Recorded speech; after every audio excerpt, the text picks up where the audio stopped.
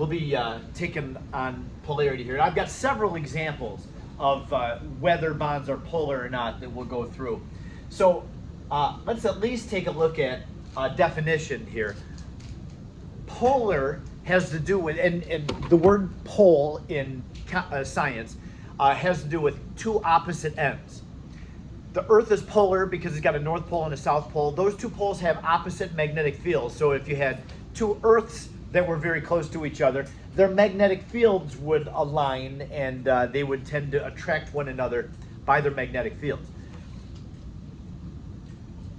Bonds are polar when two atoms are sharing electrons and they don't have the same electronegativity. Electronegativity is the property that determines how much atoms pull on shared electrons toward themselves. That's what the En is up there, the electronegativity. So if you have two atoms that don't have the same electronegativity, one of them is going to have the shared electrons more toward itself. And if it's a big enough difference in electronegativity, it's going to make the one whose electronegativity is higher, that side of the molecule will be partially negative because it's got it's electron rich. It's like it's gained an electron, kind of. The best way that I could describe polarity is with this picture at the bottom of the slide. We've got three different contrasting pictures. First one is nonpolar. You got enough room? The second one, the B, is polar, and then C is ionic. Now in the nonpolar example that we have, we've got just two chlorine atoms. They're both sharing a pair of electrons. That's the red, the orange and the yellow in the middle there. I want you to notice, this is kind of subtle, but there's arrows. There's an arrow showing a pull that direction, and then there's an arrow showing a pull that direction. Notice the arrows in the Cl2 are the same size. That means that both chlorines, even though chlorine has a pretty high electronegativity, when you have a chlorine that's sharing with another chlorine, they have the same electronegativity, so they've got the same pull. This would be like, the two Cls would be like me making a clone of myself and then having a tug of war against my clone. Neither one is going to win. You know, we're both pulling with the exact same force. And so the electrons will just stay directly, exactly in between those two. And so you have a total equal sharing of electrons there. And the color coding is significant here, even though it's very subtle. It's all gray. Now, that is consistent with this one. In this picture, we have a polar bond. The chlorine is more electronegative, sharing electrons with hydrogen, which is less electronegative. So chlorine said, hey, hydrogen, I have this unpaired electron. And hydrogen said, hey, I have an unpaired electron too. How about we put those two together into an orbital and we can share those? Well, I want you to notice the arrows in the H and the Cl. Now look carefully at them. The H has an arrow going toward it, but it's thin. The Cl has an arrow going toward it, but it's bold, thicker. Cl has a higher electronegativity. So Cl says, oh, thank you, hydrogen. I'm very happy to take your electron and just hold it over nice and close to me. And hydrogen says, hey, hold on, I thought we were sharing. Now, yes, they are still sharing. The hydrogen still has a claim to that pair of electrons, but the chlorine is keeping it over more toward itself. So I want you to notice, there where the chlorine is on the right side of this molecule, it's got a blue coloring. The blue represents an electron-rich environment because it's like it has gained an electron. And over here in the red, it's electron deficient. Now again, yes, the hydrogen still does have a stake with the electrons, but it's not as much because it's being pulled away from the hydrogen.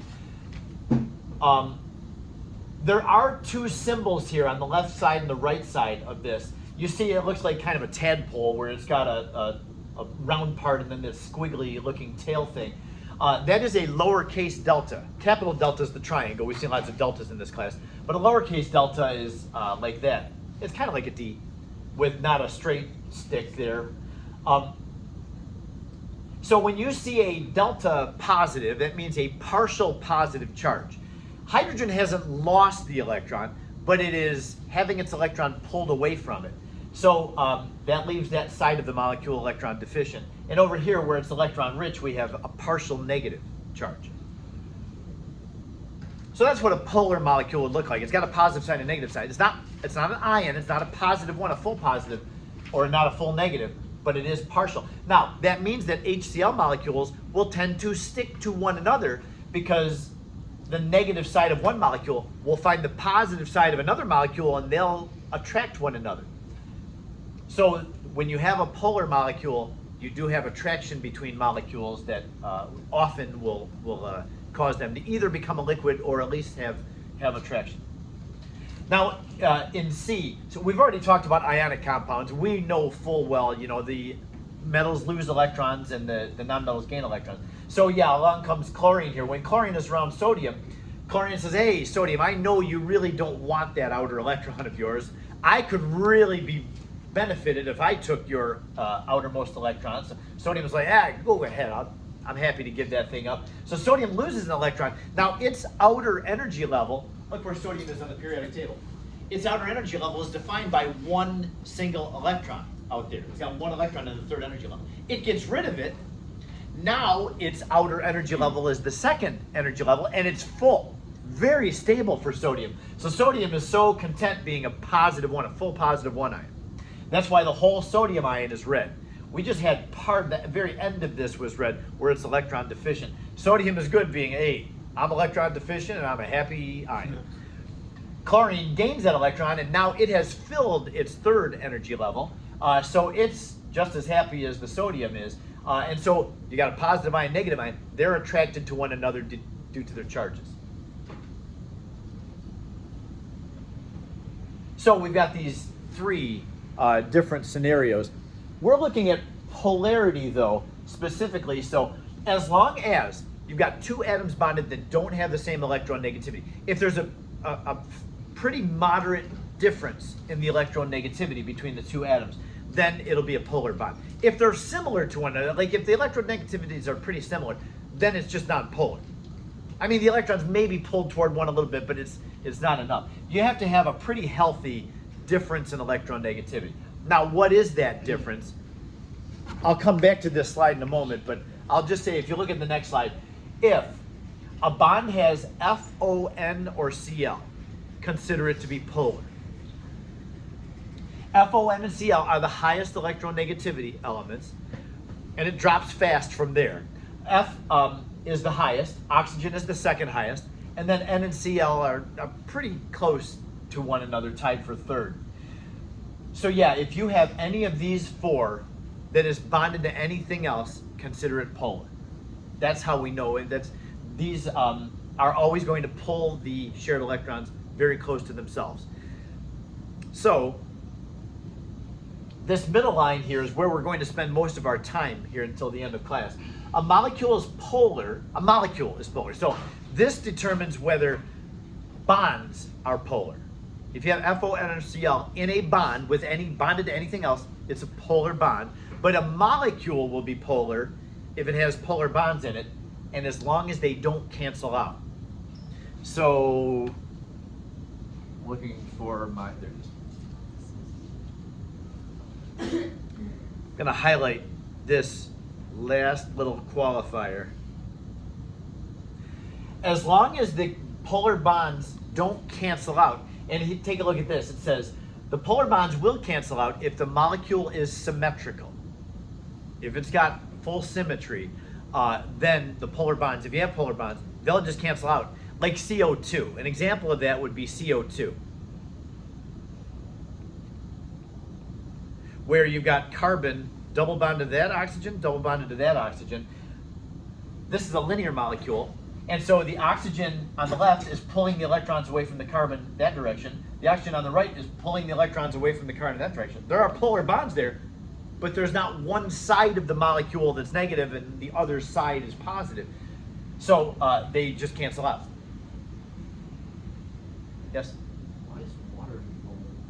Because water is bent. It's all about the shape. And that's why we always do the shape before we talk about polarity. On the next slide here, we see that water is bent. So because, like, this is what a water molecule looks like. So you got the oxygen and the two hydrogens. The hydrogens are yanking the sorry, it's the wrong way. The oxygen is yanking the electrons away from the hydrogen. So up here, around the oxygen, it's electron rich, and then down here where the hydrogens are, they're having the electrons pulled away from them. That's electron deficient. So you got a negative side up here and a positive side down here. Now, if it were linear, it would be nonpolar, just like the CO2 that I just showed you. Yeah, but it's about the shape. So yeah, the polar bonds here don't cancel out. Now, I had mentioned that if you have I don't have much room, if I make this real big, there is a partial positive charge down here and a partial negative charge. I know the negative and the positives are shown, but it is only a partial charge. The oxygen hasn't taken hydrogen's electrons, it's only pulling them away from the hydrogen, but hydrogen still has a claim to them. So yeah, you got partial charges, positive and negative on that. But like I was saying, CO2, which is a linear molecule, another symbol that we use to represent polar bonds is a polar bond can show the direction the electrons are being pulled. This is called a polarity arrow. And so the carbon is having its electrons pulled that direction away from it. A polarity arrow is just an arrow that shows the direction the electrons are being pulled, but there's a little crosshair on the tail end of it. I think that just represents the positive because the electrons are being pulled from that. So carbon is having the electrons pulled 180 degrees away from it in both opposite directions. So those arrows just cancel out. There's not one overall resulting arrow. Whereas in this molecule, the electrons are being pulled up toward oxygen from that hydrogen and up toward oxygen from that hydrogen, leaving this bottom part positive and this top part negative.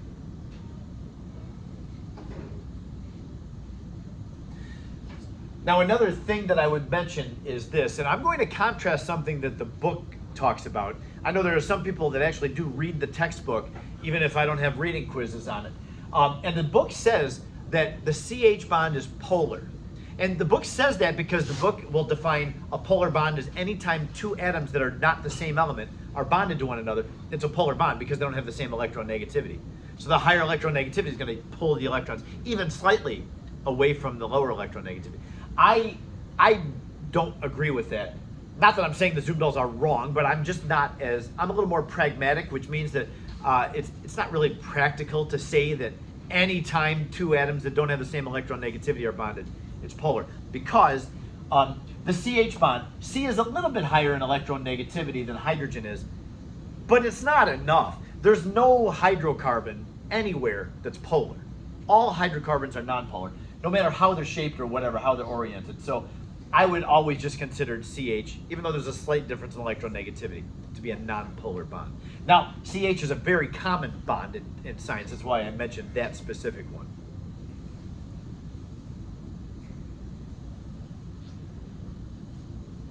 Okay, now we get down to this, and this will be the last slide that we do. So the whole rest of our time today, we're going to be on this slide. Which of these, now there's a very fancy scientific way of asking. This came out of the book, and I just want you to know, when you see the term a net dipole moment, what that means is polar molecule. Is the molecule polar or not? When they talk about net, all of these molecules, if you look carefully at them, they all have F, O, N, or Cl in them. Every one of these has a polar bond, at least one in them. Because they're Cl, F, O, Cl, Cl, F. So yeah, they all have polar bonds. What is different, or what we have to distinguish is, do the polar bonds cancel out? Or do they not cancel out? If they do cancel out, then the whole thing's nonpolar, and it has no net dipole moment. If they don't cancel out, that means overall it's polar, and it'll have a net dipole moment. There'll be one overall arrow that we can draw. So let's take these on. Now, I'm sorry about this. I didn't like the order that these showed up in. So I'm not going to start with A. I'm going to start with C. And then we'll eventually get through all of them. Some of them I'm going to slow down and systematically do the dot structure. But like for C, I'm just going to give it to you. Hopefully you're practicing dot structures, or you will be practicing dot structures soon, and you'll be able to draw these with no trouble at all. SeO3 would have, I'm going to draw it out here. I'm going to actually draw it in the shape that the SeO3 will show up in. SeO3 will wind up looking like this, and if I put the, I won't always do this on this slide, but I'll do it now. This is a resonance structure. The double bond on one of the oxygens could certainly be on any of the other oxygens as well. I talked about bond order. We have 4 bonds here between the Se and the oxygens, but only 3 oxygens to distribute them to. What is the bond order of the Se? Remember, when you have a resonance structure, the double bond can go on in more than one place. And so we take the average. What is the average number of bonds between the Se and the Os? That would be the bond order. It's 1 1/3. There's 4 bonds that have to cover 3 oxygens. So that would be 4 divided by 3. The bond order would be 1 1/3. Because in this resonance structure, if we look at the bond strength of the Se to the 3 Os, they're all the same bond strength. How could that be? Well, it's because it's the average of all of the possible resonance structures. Okay, so go back and review that if that doesn't make sense. But anyway, we're not talking about resonance right now. We're talking about polarity. Oxygen is a high electronegativity atom, so the electrons get pulled away from the Se that direction, and that direction, and that direction. Even though one of them is a double bond, it doesn't matter. Really, it's not really a double bond. They're all 1 1/3 bonds. Is there one overall arrow that can be drawn to show the direction of electron pull? Remember what the shape of this thing is? What's the shape of it? It's trigonoplanar. Yeah, trigonoplanar. Do I have one? I do. Yeah, so the structure looks like this. The oxygens are the high electronegativity atoms. They're pulling the electrons away from the Se 120 degrees from one another. Is this a symmetrical molecule? Is it symmetrical? Are all the angles the same? They are. Yes, it is symmetrical. So when you have, I got one that's not in there very tight. If all the electrons are being pulled equal angle from one another, then there is, like, they're all 120 degrees from each other. Is there one overall pull of electrons? No. In this case, there are polar bonds, but they cancel out.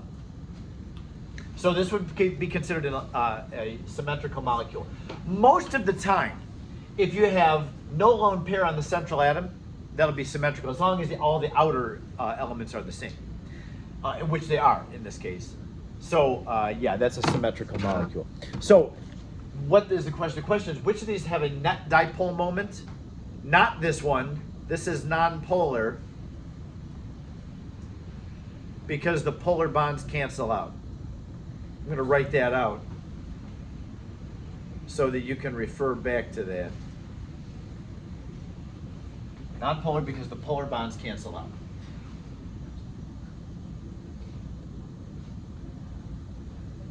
Some of these will be nonpolar, some will be polar. All of these have polar bonds, but do they cancel out? So let's take a look at B. B is tellurium tetrafluoride. So we have Te, which has 6 electrons, and 4 Fs, which have 7 electrons. So 28 plus 6 is 34. In 34 electrons, we're going to do the Te way over here. So if we put 4 Fs on there,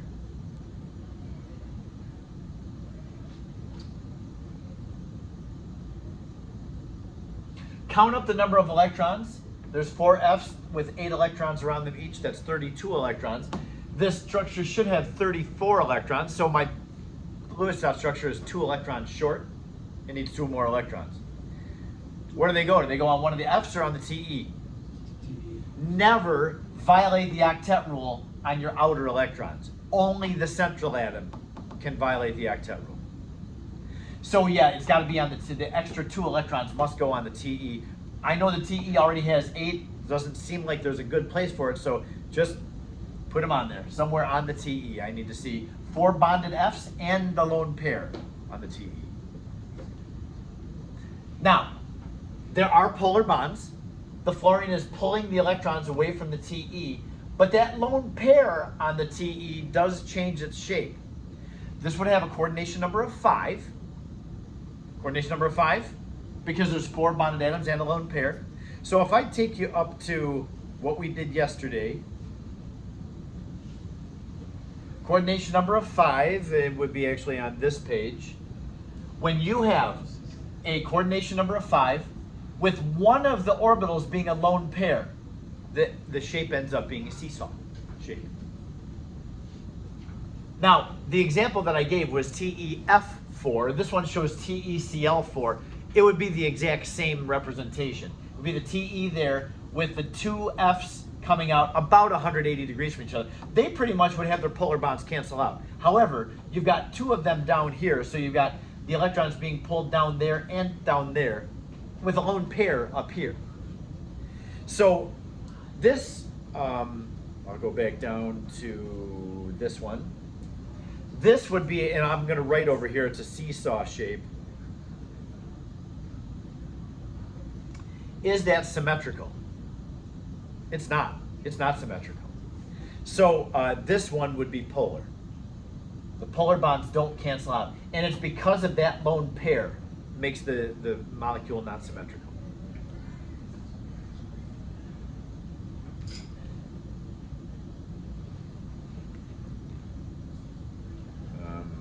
Okay, so let's go to part A, xenon tetrachloride. Let's do the dot structure together here. Xenon has 8 valence electrons plus 4 Cl's having 7 valence electrons. 28 plus 8 is 36. And I'll do this one right here in this big empty space. Xe with 4 Cl's on it.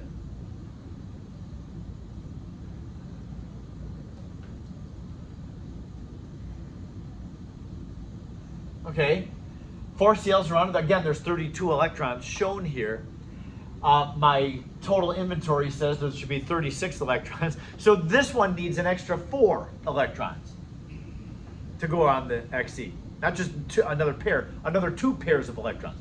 So the Xe, I'm going to put a pair there. It doesn't matter where you put them, just find a spot where you can put a pair of electrons. So when I'm grading this thing, I'm looking for 4 bonded Cl's and 2 more lone pairs on the Xe. So that'll take care of the dot structure. What is the shape of this molecule? It is, yes.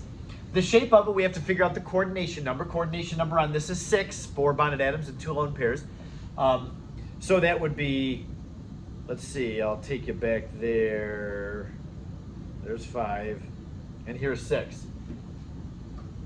Coordination number of 6, where we have 2 lone pairs, gives us a square planar. Now, in the square planar, you've got all 90-degree bond angles. Would the polar bonds cancel out? Yes, they would. This is a symmetrical molecule. Most times, when you have a lone pair on the central atom, it's not going to be symmetrical. It throws off the symmetry. But when you have this very virtually perfectly symmetrical molecule with a lone pair above and below, and still your bond angles are all 90 degrees, that cancels the polar bonds out as well. So, yep, this one is also nonpolar. I'm going to write that here in blue.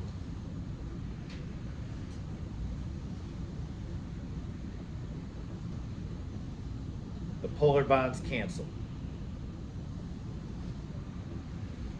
Now, I think it's important to write square planar.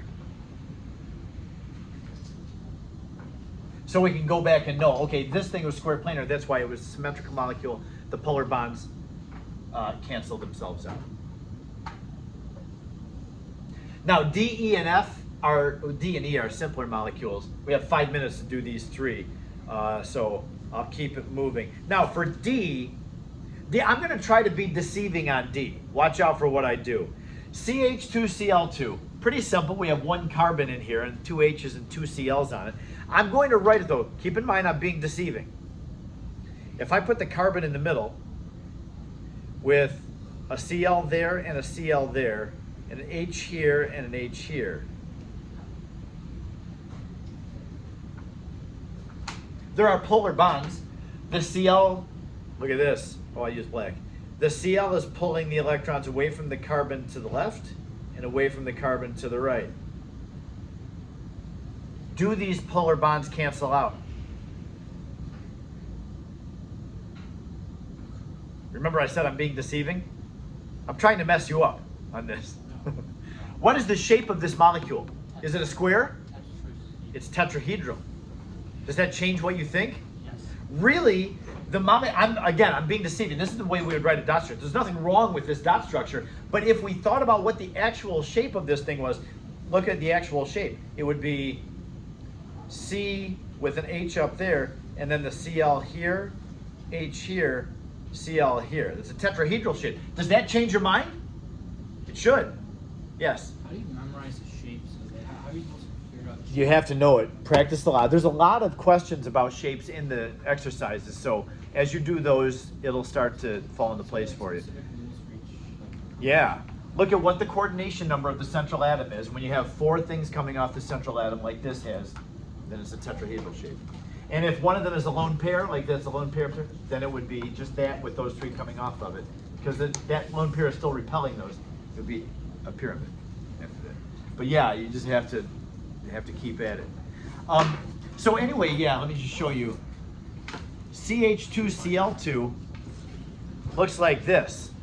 This is exactly what I have. And no matter where you put the Cl's and H's, the 2 Cl's are going to be next to each other. So the Cl's are going to pull the electrons toward themselves. Down here where the Cl's are is electron rich. Therefore, the opposite side up here is electron deficient because the carbon is having its electrons pulled away from it. So this is a polar molecule. And it's just about time to go. We're just going to zip through these 2 so you have them. PCl3 is a pyramid shape. So PCl3 is it polar or non-polar? It's polar. There are polar bonds. Cl's pulling the electrons away from the phosphorus. So down here would be electron rich. That would be negative. Up here, it's weird. Even though there's a lone pair up there, it's considered electron deficient. So that would be polar. And then IF5, I'll just tell you, IF5 is going to end up being a square planar. It is polar. And again, if you had the dot structure, look at this thing. Oh yeah, coordination number is 6. It's a square planar. In fact, I'll write that in there. No, I'm sorry, it's not square planar. Square pyramid. Coordination number is 6. So that's an octahedral shape, but one of them is a lone pair. So we pull one off the octahedron. That leaves us with a square pyramid. The polar bonds don't cancel out on that one. That's polar too. So only 2 of these had the polar bonds cancel out. The rest of them, we had polar bonds, but they didn't cancel out, leaving the molecule polar. Practice, practice, practice. Time is short.